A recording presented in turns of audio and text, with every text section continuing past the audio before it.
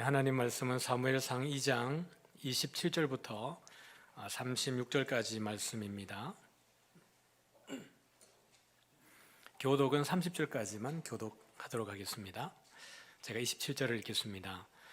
하나님의 사람이 엘리에게 와서 그에게 이르되 여호와의 말씀에 너희 조상의 집이 애굽에서 바로의 집에 속하였을 때에 내가 그들에게 나타나지 아니하였느냐.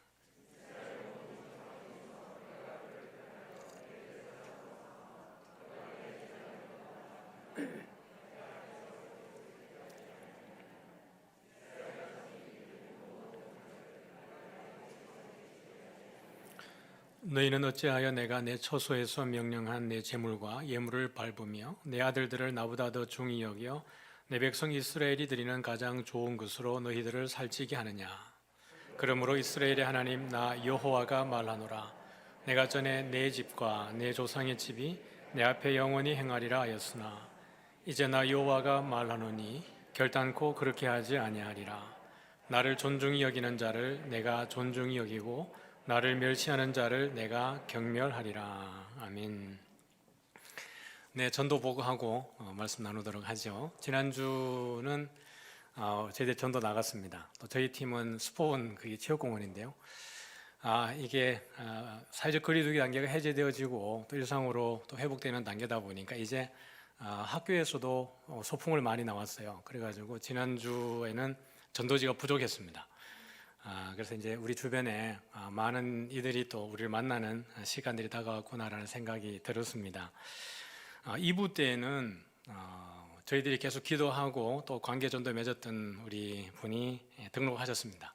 그래서 여러분들이 기도해 주시고 또 해주신 분들이 한 분 한 분 등록하게 되는 은혜가 있는 것 같습니다. 계속해서 기도해 주시기를 바라고요. 노방전도팀에서는 또 이런 기도 제목이 있었습니다. 70대 할머니께 복음을 전했는데 삶의 무게가 너무 무거워 보였습니다. 예수님을 믿고 우리와 같은 구원의 기쁨이 넘치게 하시고 위로하시고 자유케 하시는 은혜를 주소서라고 이야기를 했습니다. 우리 삶에 복음이 필요한 분들이 참 많죠.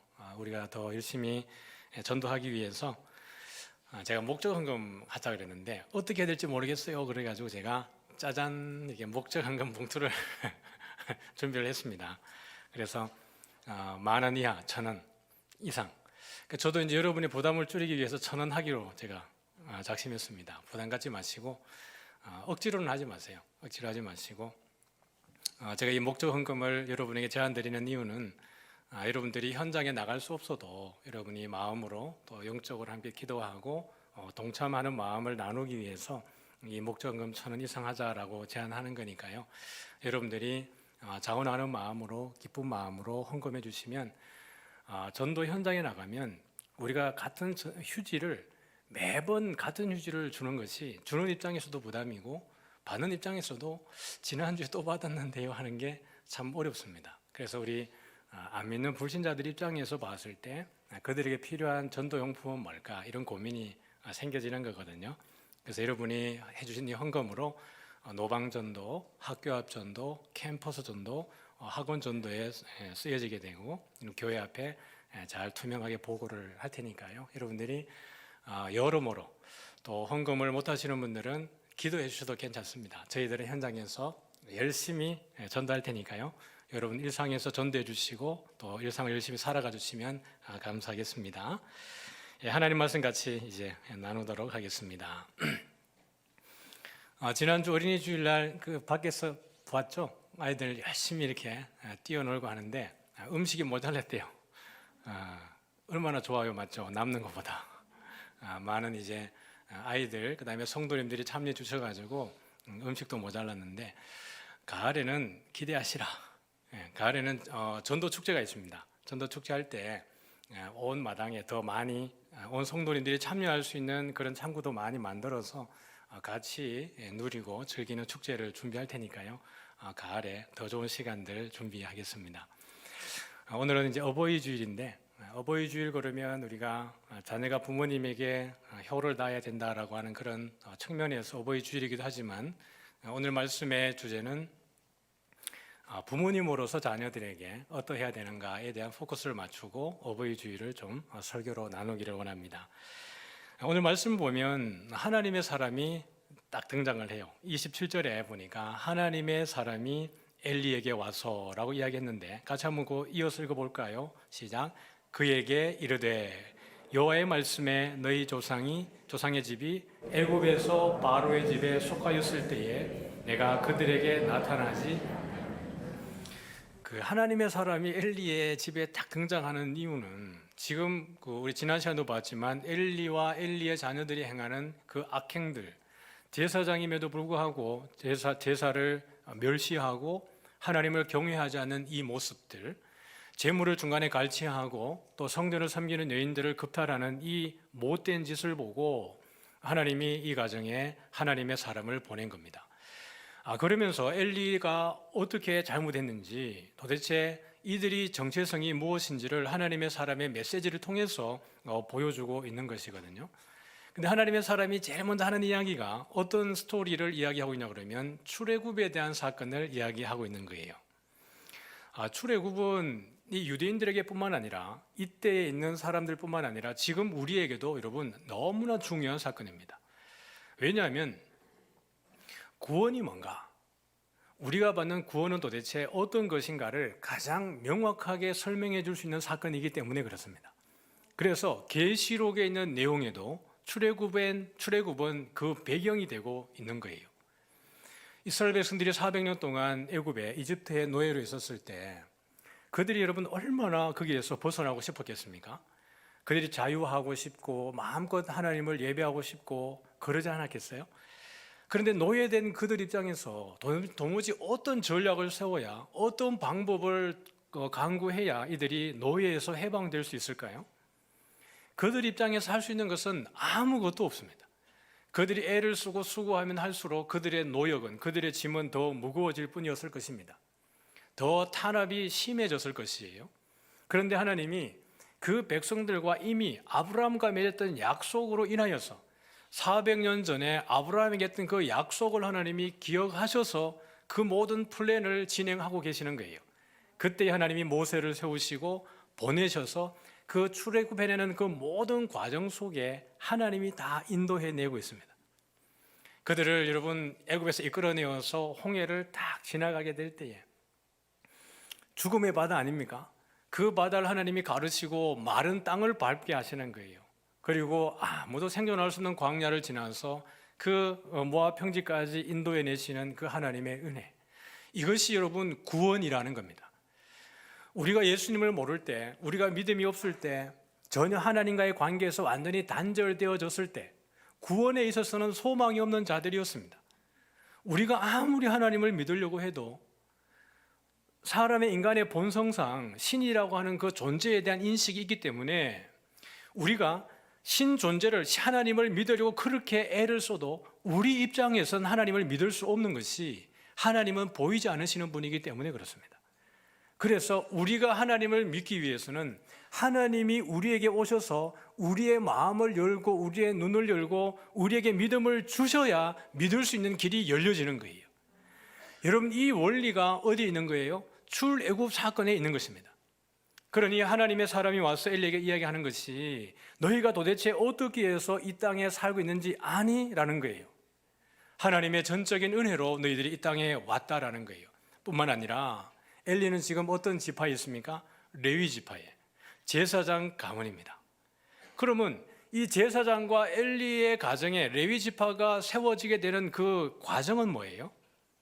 그들이 출애굽하고 나서 시내산에 머물러 있을 때 하나님이 이 백성들을 너무 사랑하셔서, 하나님을 한 번도 본 적이 없는 이들이잖아요. 그러니까 여러분, 하나님이 그들에게 그 큰 놀라운 기적과 이적을 통해서 하나님이 이런 분이 하나님이야 라는 것을 자연 현상으로 보여주신 거 아니겠어요? 재앙을 통해서, 바다를 가르는 걸 통해서, 구름 기둥과 불 기둥을 통해서 내가 너희와 함께 있다라는 것을 시각적으로 모든 감각기관을 통해서 그것을 목격하게 함으로써 그들 입술로 야, 하나님은 살아계시는구나 라는 것을 알게 되는 거예요. 뿐만 아니라 임마누엘의 하나님이 절대 내가 너희와 분리되지 않아 라고 보여주기 위해서 그들에게 주는 것이 성막입니다.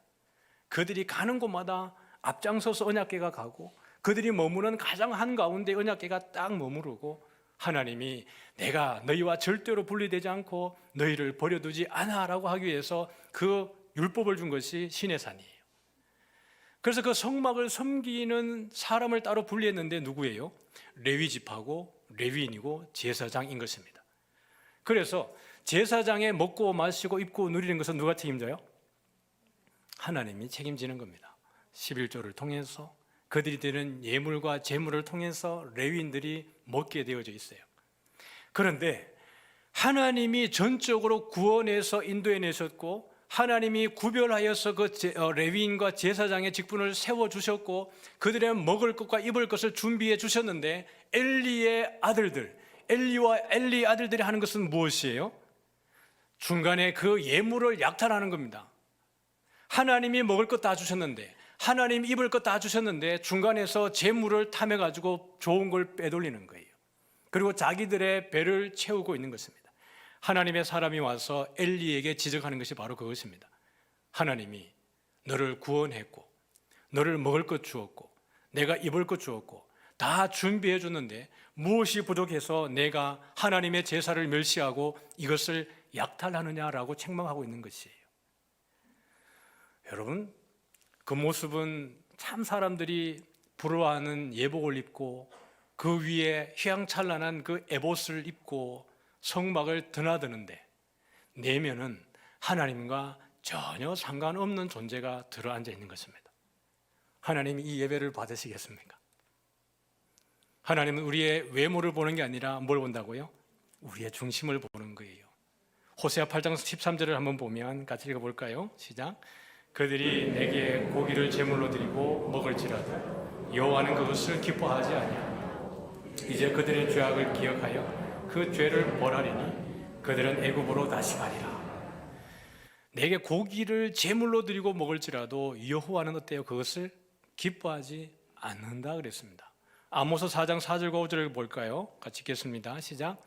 너희는 베델에 가서 범죄하며 길갈에 가서 죄를 더하며 아침마다 너희 희생을 3일마다 너희 11조를 드리며 누룩 넣은 것을 불살라 수은제를 드리며 낚은 죄를 소리내어 선포하려무나 이스라엘 자손들아 이것이 너희가 기뻐하는 바니라 주 여호와의 말씀이니라.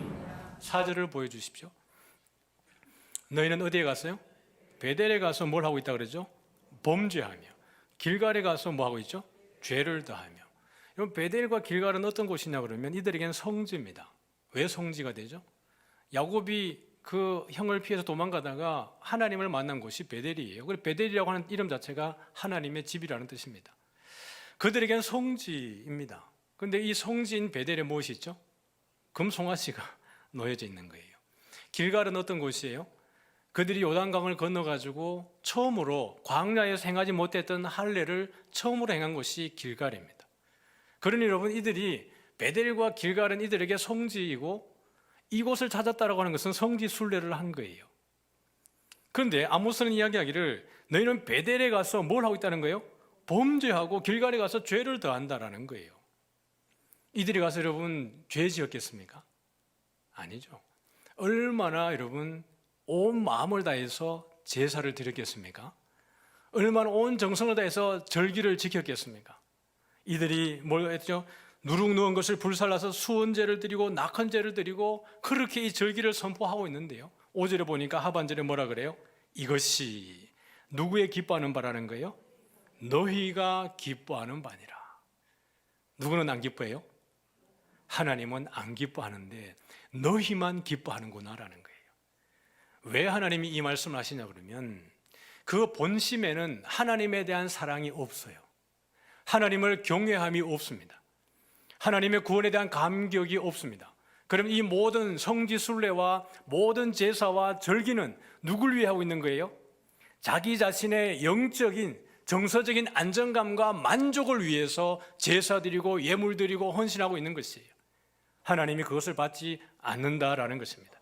너희가 아무리 거대하게 그 절기를 지켜도 그것은 나와 상관이 없다는 거예요. 차라리 누가 이 성전 문을 닫았으면 좋겠다라고 하는 거예요. 너희는 와서 내 마당만 밟을 뿐이라고 이야기를 하고 있는 거예요. 사랑하는 성도 여러분, 우리의 마음은 중심으로 하나님을 사랑하고 있습니까? 중심으로 예수 그리스도를 나의 구주로, 내 삶의 주인으로, 내 모든 삶의 방향과 내 삶의 본으로 모시고 있습니까? 아니면 여러분이 주일 성수 안 하면 벼락 맞을 것 같아가지고 오고 있습니까? 그것도 나쁘진 않을 것 같은데, 하나님은 그런 분이 아닙니다. 여러분이 교회 한 번 안 한다고 벼락 내리시는 분이 아니세요. 언제 벼락 내리세요? 껍데기로. 마음은 하나도 없는데 그냥 복 받고 싶어가지고 이 앉아있는 것은 하나님이 싫어하는 거예요. 여러분의 그런 인정 욕구를 채우기 위해서, 만족을 위해서 앉아있는 것은 하나님이 기뻐하지 않습니다. 겸손하게 모든 것이 하나님의 은혜입니다, 이 모든 구원이 하나님의 은혜입니다라고 모든 것을 내려놓고 주를 따르기로 하고 나오는 그 마음을 받으시는 줄 믿습니다. 29절을 보면 이렇게 묘사하고 있죠. 같이 한번 읽어볼까요? 29절입니다. 시작. 너희는 어찌하여 내가 내 처소에서 명령한 내 제물과 예물을 밟으며 내 아들들을 나보다 더 중히 여겨 내 백성 이스라엘이 드리는 가장 좋은 것으로 너희들을 살찌게 하느냐. 세 가지를 여기에 지적을 하고 있습니다. 정확하게는 여기 보면 너희가 어찌하여 내가 내 처소에서라고 하는 이 처소라고 하는 단어를 좀 주목할 필요가 있죠. 성막에 대한 그 표현은 여러 가지가 있습니다. 회막으로도 불리기도 하고 성막으로도 불리기도 합니다. 회막은 말 그대로 한문으로 말해도 그렇지만 회막, 만나는 장소입니다. 미팅 플레이스예요. 하나님과 하나님의 백성이 만나는 장소로서 성막이에요. 성막일 때 회막이라고 부릅니다. 성막이라고 할 때 그 성막의 의미는 하나님의 백성 입장에서 하나님이 계시는 곳이기 때문에 거룩한 곳이라는 의미에서 성막입니다. 그런데 이게 처소라고 하는 입장은 하나님 입장에서 말씀하시는 거예요. 내가 머무르는 곳, 나의 거주지라는 뜻입니다. 내가 여기 있으면서 명령하는 것을 너희들이 함부로 했다라고 하는데, 첫 번째가 뭐예요? 내 제물과 예물을 어떻게 했다는 거예요? 밟으며. 일단 먼저 드리는 것에 대해서 정성이 없습니다. 여러분, 처음에 이들이 율법을 받고 번제를 드리고 소제를 드리고 속죄제, 속건제, 이 제물을 드릴 때 처음에 자기 손으로 이 짐승을 잡아야 되는 거거든요. 죄 지은 사람이 짐승을 데리고 와서 자기의 손으로 이 짐승을 도살을 해야 되는 거예요. 그러면 처음에 이 짐승을 잡을 때 여러분 어떤 마음이었겠어요? 여러분 가운데 누구 한 분 딱 데리고 와가지고, 자, 죄에 대해서 이제 죄가 용서받아야 되니까 제사를 드려야 되는데, 자, 양 한번 잡읍시다 그러고 잡으라 그러면 잡겠어요, 못 잡겠어요? 뭐 익숙한 사람들은 잡을 수 있는데 안 잡아본 사람에게는 이게 두려운 일입니다. 양이 죽는 게 누가 죽는 거예요? 내가 죽는 것과 같은 것이기 때문에 그렇습니다. 근데 한 번, 두 번 잡아보고 세 번 잡아보고 네 번 잡다 보면 어떻게 돼요? 그냥 이게 아무런 일이 아닌 것처럼 이 제물 잡는 일이 별로 심각해 보이지 않게 되는 겁니다. 죄의 심각성을 상실해 버리는 거예요. 그러니 이들이 제사를 드리게 될 때 더 이상 제사가 우리가 두려운 것이고 은혜고 이런 것이 아니라 그냥 죄 짓고 이거 드리면 되지, 그럼 하나님 용서해 주지, 아주 습관처럼 되어져 버리는 거예요. 그러니까 이들이 예물과 제물을 밟는다는 것이 그런 의미가 있는 것입니다. 두 번째는 뭐죠? 내 아들들을 누구보다 중히 여겨요? 나보다. 하나님보다 아들들을 더 중히 여겨서 아들들이 홈리와 비나스가 죄를 짓고 있는데도 불구하고 그 죄를 책망하지 않습니다. 교훈하지 않습니다. 돌이키지 않습니다. 그러다 보니까 세 번째 결과가 나오는 거예요. 뭐예요? 내 백성 이스라엘이 드리는 가장 좋은 것으로 누구를 살찌우고 있어요? 너희들을 살찌우고 있다. 이게 하나님의 사람이 오셔서 이 엘리에게 하는 이야기입니다. 이즈음해서 여러분, 우리가 이제 우리에게로 한번 이 렌즈를 돌려볼 필요가 있습니다.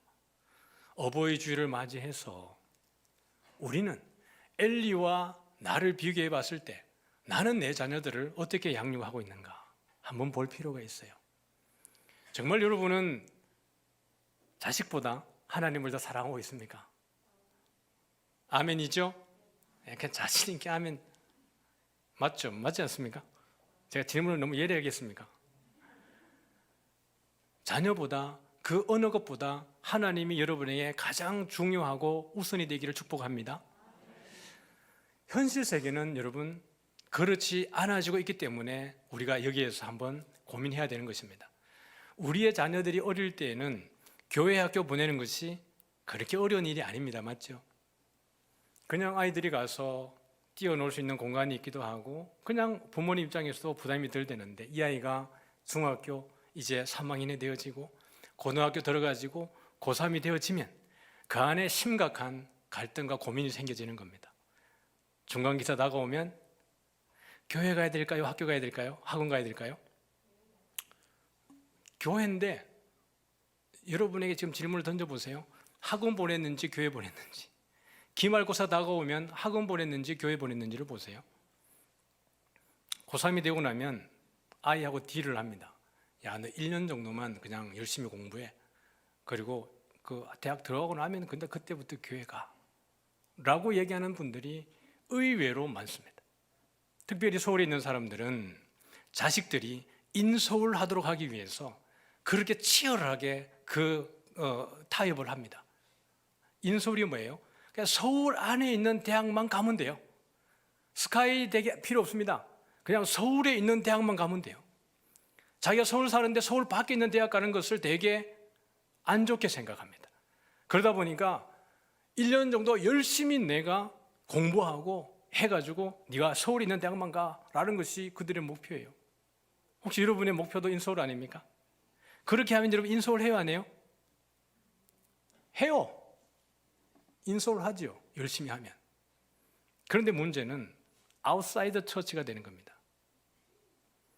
1년 정도 열심히 이 아이가 학원 다니면서 공부 열심히 해가지고 인서울 했습니다. 문제는 교회 나오지 않는 거예요. 그러면서 부모님의 기도가 뭐예요?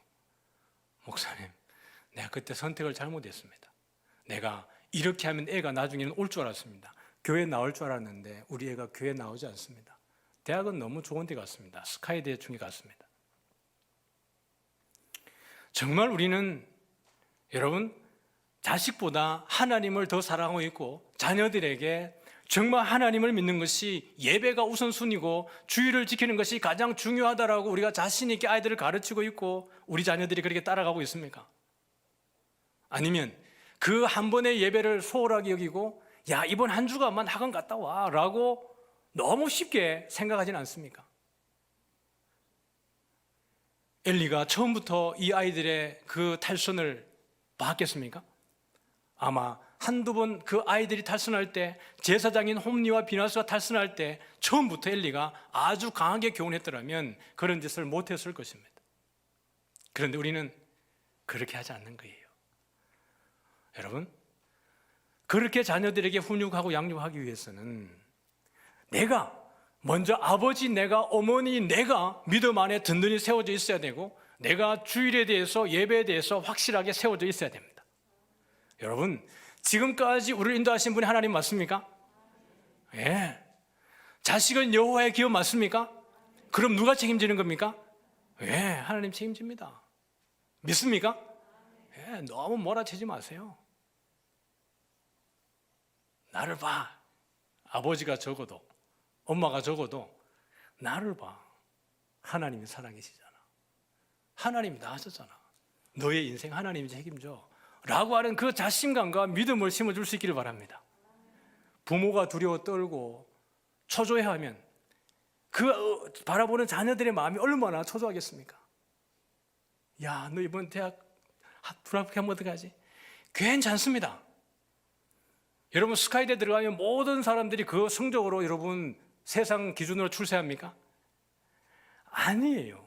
현장에서 누구보다 많이 목격한 게 저 아니겠습니까? 그렇지 않고요. 하나님의 뜻을 따라 하나님의 부르신 소명을 따라 살아가는 사람들이 가장 행복합니다. 학벌이요, 그게 능력이 돼서 되면 좋죠. 그리고 가정에서 해줄 수 있으면 좋죠. 그러나 그것이 하나님보다 우선시 될 때 여러분, 그것은 바람직하지 않다라는 것을 여기에 보여주고 있는 거예요. 하나님의 사람이 엘리에게 와서 하는 이야기가 그 얘기예요. 내가 내 자녀들을 나보다 더 중히 여겨서 이런 일들이 벌어지고 있다는 거예요. 우리 아버지가, 어머니가 믿음의 본이 되기를 소원합니다.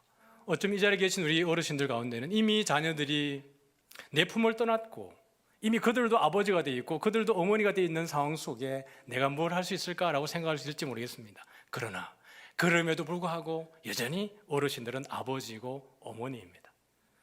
어버이날이니까 자녀들이 선물도 보낼 테고 용돈도 주실 테고 전화도 여러분에게 주실 것입니다. 그러면 우리 아버지들이 어머니들이 해야 될 일들이 뭘까요? 말이 뭘까요? 야, 교회 가야 된다. 예수 믿어야 된다. 내가 기도하고 있다. 이 이야기를 여러분들이 꼭 빠뜨리지 않으시기를 소원합니다. 나이를 먹다 보면 그 아버지의 말이, 어머니의 말이 기억날 때가 있습니다. 여러분, 여기 계신 우리 이미 가정을 이루고 중년이 되어 있는 분들 보면 어느 순간인가 자기가 아버지가 되어 있고 자기가 어머니가 되어 있지 않습니까? 내 모습 속에 아버지가 자꾸 보여지고 내 모습 속에 어머니가 자꾸 보여지는 거예요. 힘들 때 아버지가 했던 그 한마디, 어머니가 남겨줬던 그 한마디가 나를 하여금 다시 주님을 찾게 하고 교회로 나갈 수 있게 하는 겁니다. 우리에게 시간이 다 가버리고 소망이 없는 게 아니고요, 우리가 호흡하는 날 동안에는 이 하나님의 복음을 흘려보낼 수 있는 기회가 계속해서 있다라는 것입니다. 그리고 지금 이 자리에서 예배 드리지만은 어떻게 보면 13579로 신앙생활 하시는 분들이 계십니까? 뜬금뜬금 대충대충이라는 얘기입니다. 여러분들의 아버지, 여러분들의 어머니, 누군가는 여러분들이 이 자리에 있게 하기 위해서 눈물 흘리며 기도했다는 것을 꼭 기억하셔야 합니다. 우리 아버지가, 우리 어머니가 내가 지금 이렇게 신앙생활하는 거 원할까? 하나님 보실 때 지금 나의 이 모습을 기뻐하실까를 생각해 봤으면 좋겠습니다. 그래서 가정의 달에 이 어버이 주일에 우리 가족이 정말 하나님의 복을 누릴 수 있는 우리 모두가 되어지기를 주의 이름으로 축복합니다. 이스라엘 백성들이 신앙을 양육할 때 우리가 잊지 말아야 되는 것은 신명기 6장이죠. 쉐마 이스라엘이라고 하는 이 구절을 우리가 알고 있습니다. 같이 한번 보도록 하죠. 신명기 6장 4절부터 9절까지입니다. 같이 한번 읽어보겠습니다. 시작. 이스라엘아 들으라. 우리 하나님 여호와는 오직 유일한 여호와이시니 너는 마음을 다하고 뜻을 다하고 힘을 다하여 내 하나님 여호와를 사랑하라. 오늘 내가 네게 명하는 이 말씀을 너는 마음에 새기고 내 자녀에게 부지런히 가르치며 집에 앉았을 때든지 길을 갈 때든지 누워 있을 때든지 일어날 때든지 이 말씀을 강론할 것이며 너는 또 그것을 내 손목에 메어 기호를 삼으며 내 미간에 붙여 표로 삼고 또 내 집 문설주와 바깥문에 기록할지니라. 아멘. 우리가 잘 알고 있는 쉐마 이스라엘이라고 하는 이 구절이죠. 이스라엘아 들어라. 이 구절 가운데에서 특히 우리가 눈여겨볼 만한 것이 한 포인트가 3가지 정도를 찾아낼 수 있을 것 같습니다. 4절에 보니까 이스라엘아 들어라. 우리 하나님 여호와는 어떤 하나님이세요? 오직 유일한 여호와이시니. 그러니까 첫 번째 포인트는 뭐냐 그러면 여호와는 어떠하다는 거예요? 유일하다는 거예요. 계시느냐 계시지 않느냐, 존재의 유무가 아니라 하나님은 계신 분이냐 안 계신 분이냐의 문제가 아니라 그게 아닙니다. 하나님은 계신데 어떤 분이라는 거예요? 오직 유일한 여호와이시다. 우리 하나님 같은 분이 누가 있느냐? 모든 신들 가운데 우리 하나님 같은 신이 도대체 누구냐라는 거예요. 우리 하나님이 살아계신 분이고 우리의 모든 것을 붙들어 주시는 분이 우리 여호와 하나님이라는 겁니다. 그러기 위해서 두 번째는 뭐예요? 두 번째는 보면 시작. 부모가 먼저 마음과 뜻과 힘을 다해서 여호와를 사랑하라. 여러분, 아버지의 그 믿음의 확신, 어머니의 믿음의 확신은 자녀를 가르치는 데의 기본입니다. 그렇게 하고 나서야 세 번째 뭐예요? 자녀들에게 세 번째 보여주세요. 자녀들에게 어떻게 해요? 부지런히 가르치라는 거예요. 여기 보면 내 자녀들에게 부지런히 가르치라 그러면서 언제요? 집에 앉았을 때, 길을 갈 때에, 누웠을 때에, 일어날 때에 그때 이 말씀을 강론하라 그랬어요. 강론하라라는 뜻은 아버지가 아들에게 일방적으로 말을 계속 가르치라는 말이 아니라 대화하라는 뜻입니다. 유대인들의 신앙교육은 아버지가 아들을 양육하는 그 개념을 가지고 있죠. 그러니까 아버지가 예배하러 가면 아들을 데려갑니다. 아버지가 기도하는 가운데 아들이 곁에 있게 합니다. 아버지가 말씀 암송할 때 아들이 그 말씀을 듣게 합니다. 그래서 이 아이가 어릴 때부터 말씀을 계속 듣다 보면 들으면서 어떻게 하는 거예요? 아들도 말씀을 암송하게 되는 거예요. 그래서 이 아들들이 말씀을 많이 암송해서 어느 정도 이것이 풍성해졌다 싶으면 그때 하는 것이 성인식입니다. 13세가 되면 이 아이가 얼마나 말씀을 많이 알고 있는지를 따라서 13살에 성인식을 할 수도 있고 14살에 할 수도 있고 조금 더 이르면 12살에도 할 수 있다는 거예요. 그때가 되면 성인식을 하는 정도가 되면 아버지와 아들이 말씀으로 서로 대화할 수 있는 상황이 되어진다는 겁니다. 아버지, 창세기에는요 라고 이야기하면서 그 말씀으로 대화할 수 있는 수준이 되어진다는 거예요. 그래서 앉았을 때, 길을 갈 때, 누웠을 때, 일어날 때든지 이 말씀을 강론하라고 하는 것은 늘 수시로 아버지와 아들이 어떻게 하는 거예요? 하나님의 말씀으로 대화하는 거예요. 우리는 여러분 가정에서 신앙으로 대화하고 있습니까? 말씀으로 대화하고 있습니까? 아니면 대화가 단절된 것은 아닌지요? 많은 그 성도들의 자녀들이 아버지 엄마 때문에 상처받는 분이 많습니다. 어쩌면 여기에도 그런 분들이 계실지 모르겠는데, 목사 자녀들, 저도 자유할 수 없겠죠. 장로님들, 권사님들, 안수 집사님들, 교회에서 열심히 봉사하시는 분들, 교회에서는 우리 아버지가 우리 엄마가 너무 존경받고 인정받고 대단한 분인데 집에 와서 우리에게 하는 것 보니까 전혀 다르니까요.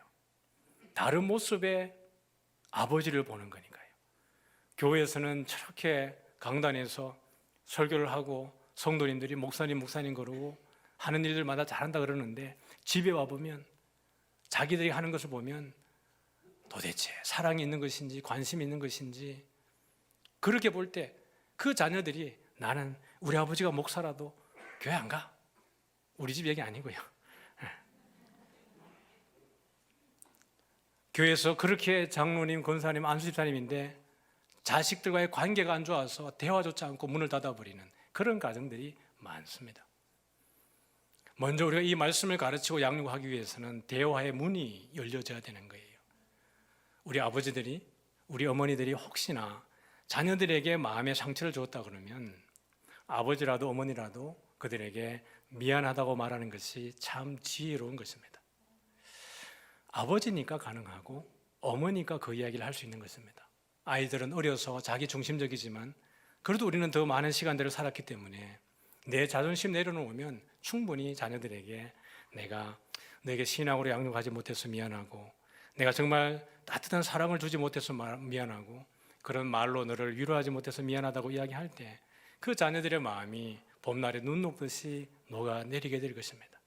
그들의 상처가 씻어지는 것이 정말 내가 여호와를 경외하고 그의 길을 걸어가는 그 복을 누리는 아버지, 엄마로 인하여서 우리의 가정의 회복이 시작되어지는 것입니다. 여러분, 우리의 열심, 부모가 먼저 마음과 뜻과 힘을 다해서 여호와를 사랑한다는 것은 종교적 열심을 말하는 게 아닙니다.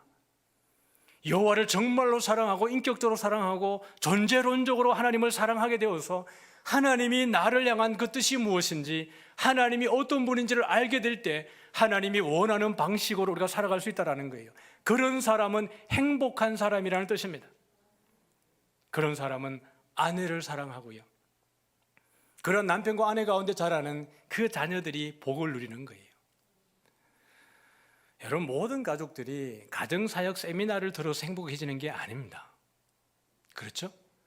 우리 아버지들, 우리 어머니들을 보면 저분들이 무슨 세미나를 잘 들어서 좋은 가정 이루는 게 아니에요. 정말 논리적으로 말하면 믿음 좋은 아버지, 엄마들이 그렇게 행복하게 사는 분들이 자녀들이 행복해요. 그 지혜가 여러분 어디에 있습니까? 말씀에 있습니다. 예배 가운데 있고 하나님을 제대로 아는 가운데 있습니다. 모든 가정의 행복이 교육으로만 되는 게 아니에요. 우리가 주님을 신실하게 믿을 때, 그 길을 걸어갈 줄 알게 될 때 그것이 행복인 것입니다. 그래서 이 어버이 주일에 우리 아버지로서 어머니로서 우리가 돌아봐야 되는 것은 나는 내 자녀를 믿음으로 잘 양육하고 있는가입니다. 하나님은 우리에게 복 주기를 원하는 분인 줄 믿으시길 바랍니다. 우리는 창조를 받았을 때 하나님이 우리에게 사명을 주실 때 하나님이 가장 먼저 우리에게 하신 것이 뭐냐 그러면 복을 주셨어요. 하나님이 그들에게 복을 주시며 하나님이 그들에게 이르시되 생육하고 번성하고 충만하고 땅을 정복하고 땅을 다스리라고 한 거예요. 한국교회가 너무 부흥해 나갈 때, 수적으로 부흥할 때 너무 세상적인 의미에서 복을 이야기하다 보니까 교회에서 복을 이야기하면 알러지 반응이 생기는데 그렇지 않고요. 하나님은 기본적으로 우리가 복받기를 원하시는 분이세요.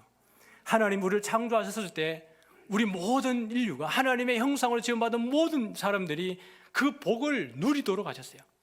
그게 영적인 복이고 물질의 복이고 건강의 복이고 관계의 복이고 모든 것의 총체적인 복을 누리기를 원하시는 줄 믿으시길 바랍니다. 그래서 성경에는 이렇게 하면 복을 받고 이렇게 하면 저주받는다는 것이 명확하게 규정되어져 있습니다. 하나님의 말씀을 들으면, 듣는다는 것은 순종이고 충성입니다. 하나님의 계명을 따라 법률을 따라서 그 하나님의 명령을 따르면 내가 너에게 복을 주고 그것을 거스르면 너희가 저주를 받을 것이라 그랬어요. 신명기 11장은 복과 저주에 대한 메시지를 주는 장인데 1절에 이렇게 얘기했습니다. 제가 읽어드립니다. 그런즉 내 하나님 여호와를 사랑하여 그가 주신 책무와 법도와 규례와 명령을 항상 지키라. 너희의 자녀는 알지도 못하고 보지도 못하였으나 너희가 오늘날 기억할 것은, 모압 형제 딱 다다랐습니다. 광야에서 태어난 출애굽 세대의 자녀들, 출애굽 2세대가 되는 거예요. 광야에서 태어난 자녀들은 출애굽의 현장을 목격하지 못했습니다. 홍해를 갈라지는 것을 바라보지 못했습니다. 그러나 출애굽을 한 사람들은 목격자이고 경험자입니다. 그 재앙이 내리는 것을 봤고 그 군사들이 쫓아오는 것을 경험했고 바다가 갈라지는 것을 목격한 자들입니다.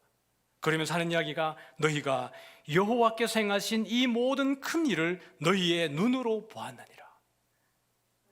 자식은 못 보았는데 너희가 기억할 것은 너희는 보았다라는 거예요. 그러면 여러분 해야 될 게 뭐겠어요? 자식은 못 보았는데 아버지는 경험자입니다. 그럼 어떻게 해야 되겠어요? 가르쳐야 되는 거죠. 얘야, 내가 여기 있는 것은 그냥 있는 게 아니고 여기 있는 저분들이 있는 것은 그냥 있는 게 아니고 여기 있는 이 아버지 세대들이 그냥 있는 게 아니라 저 애굽 땅에서 홍해를 지나서 광야를 지나서 여기 왔는데 이 일이 누가 이루어주신 거예요? 하나님이, 여호와가 했다는 것을 계속해서 가르치는 거예요. 그래서 6월절마다 이들이 반복적으로 하는 행위들이 있습니다. 유대인들이. 자녀들은 계속 묻습니다. 아버지, 6월절을 왜 지켜야 됩니까? 아버지는 하는 대답이 똑같습니다. 하나님 여호와께서 우리를 애굽 땅에서 건져주시는 것을 기억하기 위해서 6월절을 지키는 거야. 다음 6월절이 되었습니다. 아들이 또 묻습니다. 아버지, 6월절을 왜 지킵니까? 아버지가 대답합니다. 하나님 여호와께서 우리를 애굽 땅에서 건져내어서 구원해 주셨기 때문에 그것을 기념해서 지키는 거야. 다음 또 묻습니다. 질문과 대답이 똑같습니다. 계속해서 그들에게 이 구원이 누구로부터 왔다는 거예요? 하나님으로부터 왔다는 것을 계속해서 반복적으로 가르치는 거예요. 그래서 내 자녀들에게 부지런히 가르치라는 것은 계속해서 반복해서 자주 그렇게 훈계해서 가르치라는 이야기예요. 저희 아버지는 할아버지에 대한 이야기를 많이 해주셨습니다. 너희 할아버지는 독립유공자고 독립운동하셨고 너희 할아버지는 믿음이 좋은 분이다, 이런 얘기를 많이 해주셨습니다. 여름에 홍수가 나서 강을 건널 수 없을 때 그 강을 건너다 죽을 수도 있는데 너희 할아버지는 그 안 주의를 지키겠다고 목숨 걸고 교회 가는 분이 너희 할아버지다. 방앗간 문 닫고 주일날은 예배드리고 그렇게 했던 분이 너희 할아버지다, 이렇게 이야기하면서 할아버지가 믿음 좋다는 걸 이야기했습니다. 근데 뭐 아버지가 교회 안 나가면서 그 얘기하니까 신뢰가 안 가는 거예요. 그래서 아버지가 교회 안 나가면서 가정에 어려움이 참 많았습니다. 그러면서 저희 아버님이 하신 이야기가, 야, 우리 가정이 시험 들었다. 저희 아버님이 젊었을 때는 교회에서 설교도 하고 집사였는데 말씀도 많이 가르쳤습니다. 그런데 교회 옮기면서 시험에 들어가지고 안 나가시게 되면서 교회를 오랫동안 이렇게 안 나가셨는데 집안에 어려움이 계속 닥치니까 아버지가 딱 깨달은 겁니다. 이거 우리 집 시험에 들었다. 야, 교회 나가야 된다. 그러면 아버지 지가 나가야 되잖아요. 근데 아버지가 안 나가고 맨날 저희들이 뭐라 그래요? 야, 너 교회 가야 돼. 그래야 돼. 우리 하나님이 지금 이게 집에 시험을 주시는데 자 교회 나가야 되는데 아버지는 안 나가요. 그럼 제가 가야 안 가요? 안 가죠. 아버지 지나가지. 이러면서. 그러면서 이제 아버지의 그 이야기들에 대해서 신뢰가 없을 즈음에 주변에 있는 어르신들이 그런 얘기를 하는 거예요. 너희 할아버지는 이런 분이었다. 너희 아버지가 이런 사람이다라는 것을 나중에 이야기를 해주시는 거예요. 저희 아버님은 정조 할아버지에 대해서도 여러 일들을 하셨습니다. 정조 할아버지도 독립유공자이신데 그 독립유공자로서 인정받기 위해서 여러 자료들을 많이 정리하고 자료를 찾아가지고 국가보훈처에 많이 제출하는 과정들을 제가 막내였기 때문에 오랫동안 지켜보았습니다. 저희 아버지는 때만 되면 할아버지 이야기, 정조 할아버지에 대한 이야기를 하면서 그분들이 믿음으로 이 가정을 여기 세워왔다. 그리고 이 독립운동이 그냥 이루어진 게 아니라 믿음으로 되었다라는 것을 계속해서 반복적으로 저희들이 가르쳤습니다. 그래서 보여준 것이 이미지 하나 보여주면 이게 저희 할아버지와 정조 할아버지입니다. 인터넷 들어가보면 저희 정조 할아버지와 할아버지가 대통령 표창과 건국 훈장을 받았다는 것이 나와 있습니다. 내려주십시오.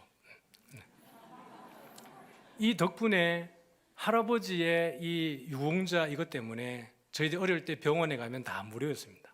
수술도 무료였고 대학도 무료였고 손자까지 혜택을 본 거예요. 계속 반복해서 가르쳤고 저도 저희 아이들에게 이걸 가르칩니다. 너희 고조할아버지, 정조할아버지는 이런 분이단다. 그러니까 어떻게 너희들이 살아야 되는지에 대한 이야기를 해주는 거예요. 하나님이 너희 인생 책임질 거다. 염려하지 마라. 하나님 믿고 그냥 너희들이 하나님 믿고 신앙 안에서 그렇게 지금처럼 살아가면 된다는 것을 계속해서 가르치고 아빠를 봐. 걱정하지 마. 이게 가르침입니다. 오늘 여기 있는 아버지, 엄마들이 우리 자녀들에게 아빠를 봐, 엄마를 봐 라고 할 수 있기를 소원합니다.